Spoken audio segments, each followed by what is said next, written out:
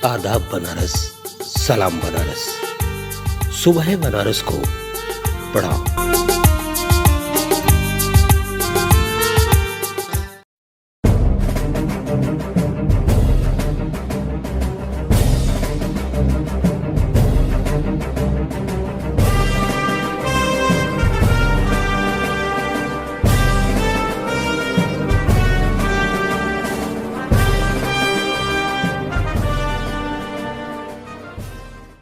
सुधीजनों, हमने देश को आजाद कराने के लिए दो रास्तों का चयन किया। प्रथम, महात्मा गांधी द्वारा सत्य और अहिंसा के माध्यम से, और दूसरा रास्ता नेताजी सुभाष चंद्र बोस द्वारा सशस्त्र क्रांति के माध्यम से। देश आजाद होने के बाद एक को राष्ट्रपिता घोषित किया गया और दूसरे की जिंदगी गुमनामियों के अंधेरे में गुम हो गई। एक की गलतियों पे हम चर्चा करने को तैयार नहीं, क्योंकि चर्चा से उसके व्यक्तित्व का आईना दरकता है, टूटता है, और दूसरे की चर्चा से डर लगता है कहीं उसकी लकीर इतनी बड़ी ना हो जाए कि उसके आगे सभी छोटे ना पड़ जाएं।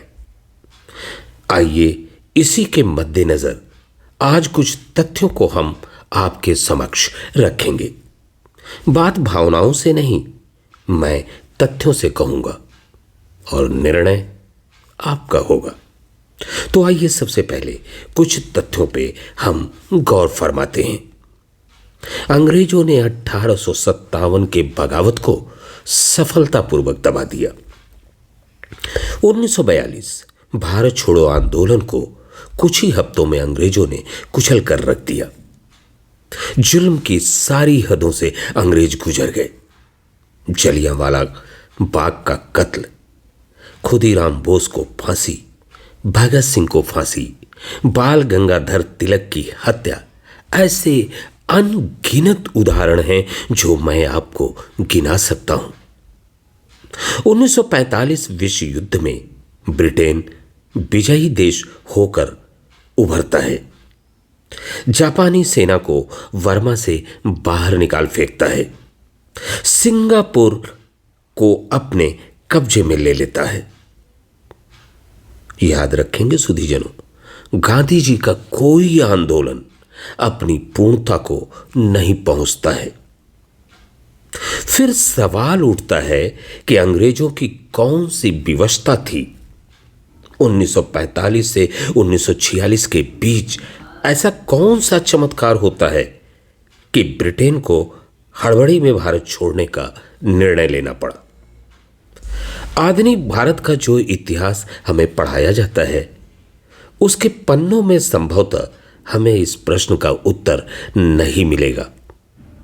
हम अपनी ओर से इसका उत्तर आज जानने की कोशिश करेंगे, क्योंकि हम बचपन से सुनते आए हैं, दे दी हमें आजादी तूने, खड़ग बिना ढाल, साबरमती के संत तूने कर दिया कमाल। क्या वाकई ऐसी ही बात थी?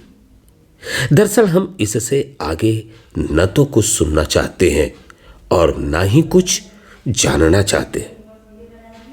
यहां हम 1945 से 46 के घटनाक्रम पे भी निगाह डालेंगे और उस चमत्कार का पता लगाएंगे जिसके कारण और भी सैकड़ों वर्ष तक भारत में जमे रहने की इच्छा रखने वाले अंग्रेजों ने जल्दबाजी में फैसला बदलकर भारत छोड़ने का इरादा क्यों किया। ख्याल रखिएगा सुधीजनों, अंग्रेजों द्वारा बनवाए गए संसद भवन और सेलुलर जेल का निर्माण 500 से 1000 वर्षों तक को ध्यान में रखकर बनवाए गए थे। एक शख्स देश की सरहदों से बाहर निकलता है, जापानियों के 60,000 हिंदुस्तानी कैदियों को आजाद हिंद फौज के रूप में तब्दील करता है और ब्रितानी हुकूमत से टकरा जाता है। 35,000 लड़ते हुए शहीद हुए, 17,000 को हाथों में बेड़ी और पैर में साकल लगाकर अंग्रेजों ने लाल किले में कैद किया और युद्ध अपराधी का मुकदमा चलाया। 5 जुलाई 1943 को सिंगापुर के टाउन हॉल के मैदान में आजाद हिंद फौज को संबोधित करते हुए नेताजी ने दिल्ली चलो का आह्वान किया। 21 अक्टूबर 1943 में सिंगापुर में आजाद हिंद सरकार की स्थापना हुई। राष्ट्रपिता, प्रधानमंत्री तथा सेनाध्यक्ष तीनों पदों को अकेले संभाला नेताजी सुभाष चंद्र बोस ने। भारत का पहला करेंसी नोट जारी किया। इसे आज भी काशी हिंदू विश्वविद्यालय के संग्रहालय में वाराणसी के अंतर्गत देखा जा सकता है। यहां यह बात संज्ञान में लेने लायक है कि पूरे हिंदुस्तान में कोई ऐसा नेता नहीं हुआ जिसने अंग्रेजों के होते हुए स्वतंत्रता की घोषणा की हो, सरकार की स्थापना की हो, करेंसी जारी की हो और मंत्रिमंडल गठित किया हो। इतना ही नहीं सुधीजनों, अंडमान व निकोबार द्वीप समूह पर ब्रितानी झंडा उतारकर आजाद हिंदुस्तान का ध्वज फहरा दिया गया। उनका नया नामकरण कर दिया गया। अंडमान का नाम शहीद द्वीप तथा निकोबार का स्वराज द्वीप रख दिया गया।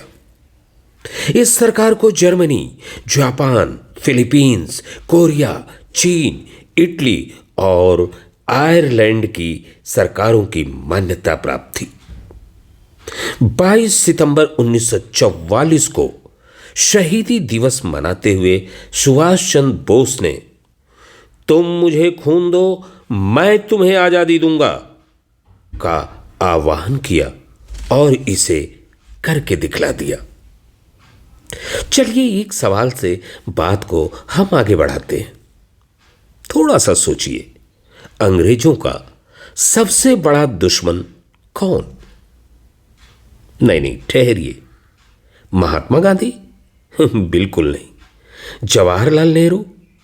बिल्कुल नहीं। वल्लभ भाई पटेल? बिल्कुल नहीं। जिन्ना? हरगिज नहीं। तो फिर कौन? यकीनन सुधीजनों, नेताजी सुभाष चंद्र बोस। वो अंग्रेजों के युद्ध अपराधी थे। अंग्रेजों की भाषा में देश आजाद होने के बाद भी यह शर्त रखी गई कि नेताजी सुभाष चंद्र बोस हमें जिंदा या मुर्दा हर हालत में मिलने चाहिए। और इतना ही नहीं, वो 17,000 कैदी भी जो ब्रितानी हुकूमत के खिलाफ लड़ते हुए पकड़े गए थे, अंग्रेजों की निगाहों में युद्ध अपराधी थे। जब सैनिक युद्ध अपराधी हों तो जाहिर सी बात है कमांडर इन चीफ युद्ध अपराधी तो होगा ही। लाल किले के कोर्ट मार्शल के खिलाफ देश के नागरिकों ने जो उग्र प्रदर्शन किए, उससे साबित हो गया कि जनता की सहानुभूति आजाद हिंद सैनिकों के साथ है। इस पर भारतीय सेना के जवान दुविधा में पड़ते हैं। कारण, फटी वर्दी पहने, आधा पेट भोजन किए, बुखार से तपते, बैलगाड़ियों में सामान ढोते और मामूली बंदूक हाथों में लिए बहादुरी के साथ भारत माता की आज़ादी के लिए लड़ने वाले आज़ाद हिंद सैनिकों को हराकर एवं बंदी बनाकर लाने वाले ये भारतीय जवान ही तो थे जो महान ब्रिटिश साम्राज्यवाद की रक्षा के लिए लड़ रहे थे। सुधीजनों, जरा आप सोचिएगा, अगर ये जवान सही थे तो देश की जनता गलत है, और अगर देश की जनता सही है तो फिर ये जवान गलत थे। दोनों ही सही नहीं हो सकते। सेना के भारतीय जवानों की इस दुविधा ने आत्मग्लानि का रूप ले लिया, फिर अपराध बोध का, और फिर यह सब कुछ बगावत के लावे के रूप में फूटकर बाहर आने लगा। फरवरी 1946 में जबकि लाल किले में मुकदमा चल ही रहा था, रॉयल इंडियन नेवी की एक हड़ताल बगावत में रूपांतरित हो जाती है। कराची से मुंबई तक और विशाखापत्तनम से कोलकाता तक जल जहाजों को आग के हवाले कर दिया जाता है। देश भर में भारतीय जवान ब्रिटिश अधिकारियों के आदेशों को मानने से इनकार कर देते हैं। मद्रास और पुणे में तो खुली बगावत होती है।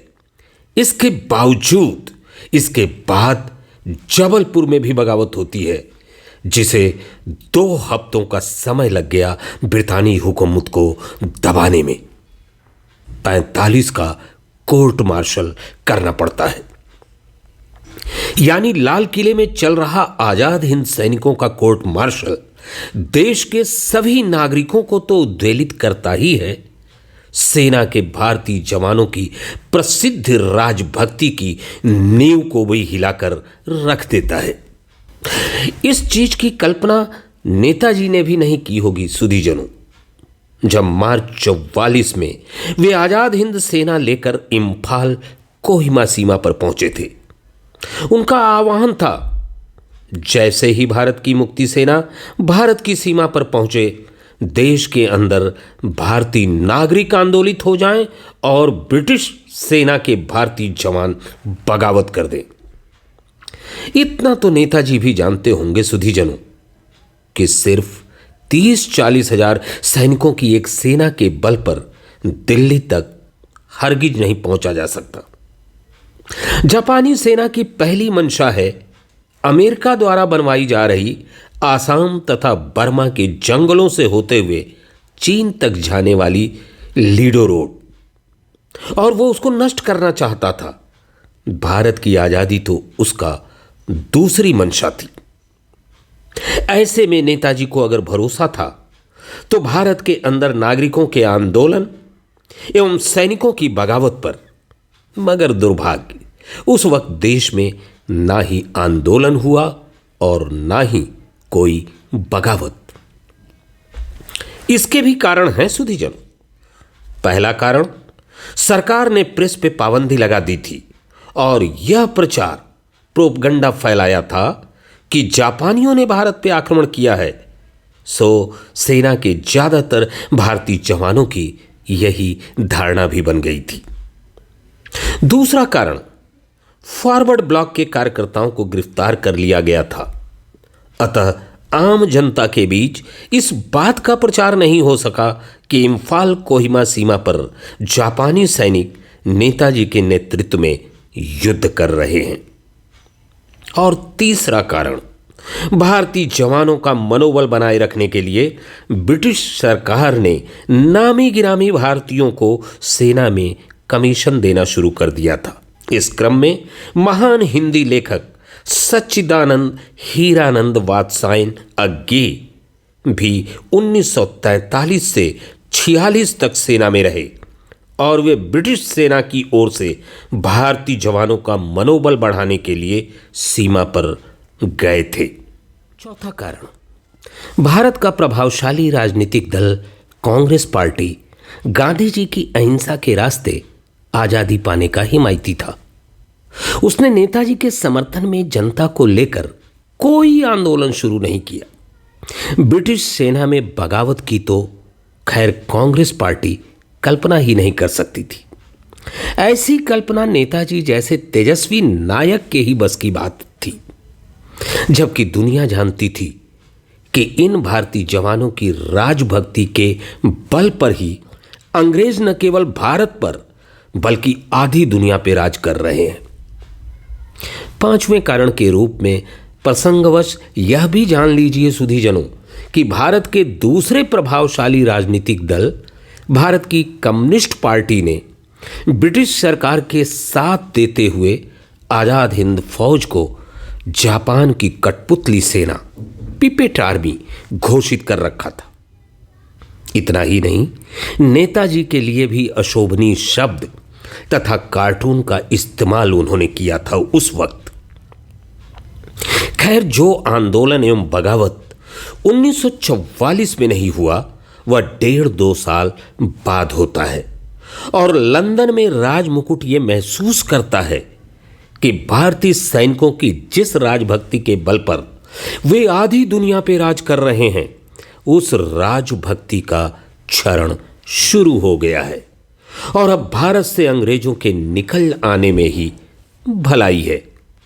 वरना जिस प्रकार शाही भारतीय नौसेना के सैनिकों ने बंदरगाह पे खड़े जहाजों में आग लगाई है, उससे तो अंग्रेजों का भारत से सकुशल निकल पाना ही एक दिन असंभव हो जाएगा। लंदन में सत्ता हस्तांतरण की योजना बनती है। भारत को 3 भौगोलिक तथा 2 धार्मिक हिस्सों में बांटकर इसे सदा के लिए शारीरिक मानसिक रूप से अपाहिज बनाने की कुटिल चाल चली जाती है। और यही कारण था सुधीजनों, लेडी एडविना माउंटबेटन के चरित्र को देखते हुए वर्मा के गवर्नर लॉर्ड माउंटबेटन को भारत का अंतिम वायसराय बनाने का निर्णय लिया जाता है। लॉर्ड वावेल के स्थान पर एटली की यह चाल काम कर जाती है। विदुर नेहरू जी को लेडी एडविना अपने प्रेम पाश में बांधने में सफल रहती है और लॉर्ड माउंटबेटन के लिए उनसे शर्तों को मनवाना आसान हो जाता है। ये सारी बातें मैं अपनी तरफ से नहीं कह रहा हूं सुधीजनों। लेखक द्वय लैरी कॉलिंस और डोमिनिक लेपियर द्वारा भारत की आजादी पर रचित प्रसिद्ध पुस्तक फ्रीडम एट मिडनाइट में एटली की इस चाल को रेखांकित किया गया है। बचपन से ही हमारे दिमाग में यह धारणा बैठा दी गई है कि गांधी जी की अहिंसात्मक नीतियों से हमें आजादी मिली है। इस धारणा को पोंछकर दूसरी धारणा दिमाग में बैठाना कि नेताजी और आजाद हिंद फौज की सैन्य गतिविधियों के कारण हमें आजादी मिली, जरा मुश्किल काम है। अतः नीचे खुद अंग्रेजों के ही नजरिए पे आधारित कुछ उदाहरण मैं आपको दूंगा, जिन्हें याद रखने पर शायद सुधीजनों नई धारणा को दिमाग में बैठाने में आपको मदद मिले। सबसे पहले माइकल एडवर्ड के शब्दों में ब्रिटिश राज के अंतिम दिनों का आकलन इन शब्दों में किया गया। भारत सरकार ने आजाद हिंद सैनिकों पर मुकदमा चलाकर भारतीय सेना के मनोबल को मजबूत बनाने की आशा की थी। इसने उल्टे अशांति पैदा कर दी। जवानों के मन में कुछ कुछ शर्मिंदगी पैदा होने लगी कि उन्होंने ब्रिटिश का साथ दिया। अगर बोस और उनके आदमी सही थे, जैसा कि सारे देश ने माना कि वे सही थे भी, तो भारतीय सेना के भारतीय जरूर गलत थे। भारत सरकार को धीरे धीरे यह दिखने लगा कि ब्रिटिश राज की रीढ़ भारतीय सेना अब भरोसे के लायक नहीं रही। सुभाष बोस का भूत हेमलेट के पिता की तरह लाल किले, जहां आजाद हिंद सैनिकों पर मुकदमा चला, के कंगूरों पर चलने फिरने लगा और उनकी अचानक विराट बन गई छवि ने इन बैठकों को बुरी तरह भयाक्रांत कर दिया, जिनसे आजादी का रास्ता प्रशस्त होना था। अब देखें कि ब्रिटिश संसद में जब विपक्षी सदस्य प्रश्न पूछते हैं कि ब्रिटेन भारत को क्यों छोड़ रहा है, तब प्रधानमंत्री एटली का जवाब देखने लायक और दिलचस्प है। प्रधानमंत्री एटली का जवाब 2 बिंदुओं में आता है कि आखिर क्यों ब्रिटेन भारत को छोड़ रहा है। नंबर 1, भारतीय मशीनरी, पैसों के बदले काम करने वाली पेशेवर सेना ब्रिटिश राज मुकुट के प्रति अब वफादार नहीं रही। और दूसरा कारण, इंग्लैंड इस स्थिति में नहीं है कि वह अपनी खुद की सेना को इतने बड़े पैमाने पर संगठित एवं सुसज्जित कर सके कि वह भारत पे नियंत्रण रख सके। यही लॉर्ड एटली 1956 में जब भारत यात्रा पे आते हैं, तब वे पश्चिम बंगाल के राज्यपाल निवास में 2 दिनों के लिए ठहरते हैं।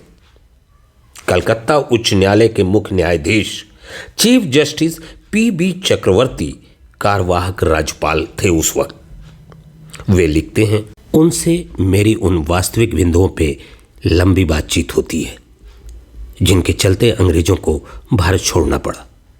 मेरा उनसे सीधा प्रश्न था कि गांधी जी को भारत छोड़ो आंदोलन कुछ समय पहले ही दबा दिया गया था और 1947 में ऐसी कोई मजबूर करने वाली स्थिति पैदा नहीं हुई थी जो अंग्रेजों को जल्दबाजी में भारत छोड़ने को विवश करे।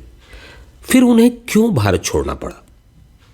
उत्तर में एटली कई कारण गिनाते हैं, जिनमें प्रमुख है नेताजी की सैन्य गतिविधियों के परिणाम स्वरूप भारतीय थल सेना एवं जल सेना के सैनिकों में आया ब्रिटिश राजमुकुट के प्रति राजभक्ति में क्षरण। वार्तालाप के अंत में मैंने एटली से पूछा कि अंग्रेजों के भारत छोड़ने के निर्णय के पीछे गांधी जी का कहां तक प्रभाव रहा। यह प्रश्न सुनकर एटली के होठ हिकारत भरी मुस्कान से संकुचित हो गए। जब वे धीरे से इन शब्दों को चबाते हुए बोले, न्यूनतम। श्री चक्रवर्ती ने इस बातचीत का जिक्र उस पत्र में किया है जो उन्होंने आरसी मजुमदार की पुस्तक हिस्ट्री ऑफ बंगाल के प्रकाशक को लिखा था। निष्कर्ष के रूप में सुधीजनों, मैं सिर्फ इतना ही कह सकता हूं। नंबर 1, अंग्रेजों के भारत छोड़ने के हालांकि कई कारण थे, मगर प्रमुख कारण यह था कि भारतीय थल सेना एवं जल सेना के सैनिकों के मन में ब्रिटिश राजमुकुट के प्रति राजभक्ति में कमी आ गई थी और बिना राजभक्त भारतीय सैनिकों के सिर्फ अंग्रेज सैनिकों के बल पर सारे भारत को नियंत्रित करना ब्रिटेन के लिए संभव नहीं था। दूसरा, सैनिकों के मन में राजभक्ति में जो कमी आई थी उसके कारण थे नेताजी का सैन्य अभियान, लाल किले में चला आजाद हिंद सैनिकों पे मुकदमा और इन सैनिकों के प्रति भारतीय जनता की सहानुभूति। और तीसरा, अंग्रेजों के भारत छोड़कर जाने के पीछे गांधी जी या कांग्रेस की अहिंसात्मक नीतियों का योगदान नहीं के बराबर रहा। सुधीजनों, अगली बार आप भी जब दे दी हमें आजादी का तराना गाएं तो गाने से पहले एक बार थोड़ा पुनर्विचार करें और उस गुमनाम होती हुई शख्सियत के चेहरे को याद करें। Is no doubt a non-violent struggle, but even a non-violent struggle demands an army, an organization, and a machinery. जिसने मां भारती के लिए अपनी पूरी जिंदगी देश को आजाद कराने के लिए खपा दी। जय हिंद, भारत माता की जय।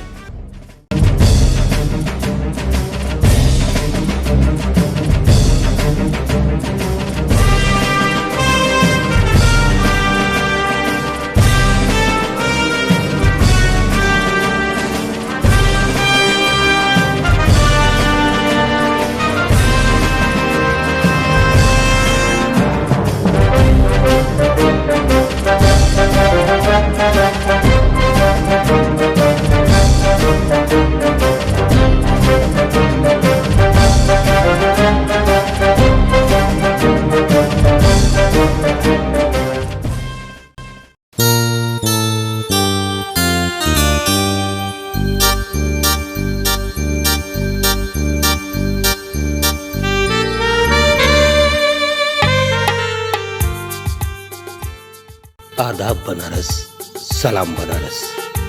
सुबह बनारस को प्रणाम।